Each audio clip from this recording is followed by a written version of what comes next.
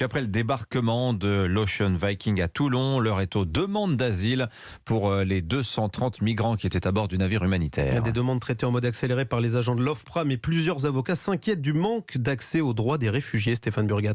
Les conditions de vie sur place dans les petits appartements du centre de vacances sont dignes, mais dans ce dispositif élaboré dans l'urgence, maître Sophie Caïs, bâtonnier de l'Ordre des avocats de Toulon, relève des carences, pas d'interprète en langue pachtoune par exemple, et puis surtout des conditions d'accès aux droits qui ne sont pas respectées. Il n'y a pas eu de permanence avocat sur site, et puis les consultations, les entretiens avec l'OFPRA se font dans des tentes sans aucune confidentialité, avec des conditions d'interprétariat qui sont assez précaires. C'est-à-dire que les gens ne sont pas informés. D'abord, il y en a beaucoup qui savent même pas ce qu'ils font là, en fait. Moi, j'ai rencontré un couple de Syriens qui veut aller en Allemagne. Ils ont été incarcérés en Libye. On leur a pris leurs papiers. Ils ne veulent pas se maintenir sur le territoire français. Eux, ils comptaient aller en Allemagne. Et là, ils savent pas. Ils sont là, un couple avec une petite fille, et puis on leur explique rien, en fait. Et un bras de fer s'annonce. Le traitement des dossiers de demande d'asile dépassera le délai de 4 jours initialement prévu. Le maintien de la zone d'attente de la presqu'île de Gien devra donc être prolongé, ce que va contester au cas par cas l'Ordre des avocats. Toulon, Stéphane Burgat, Europe 1.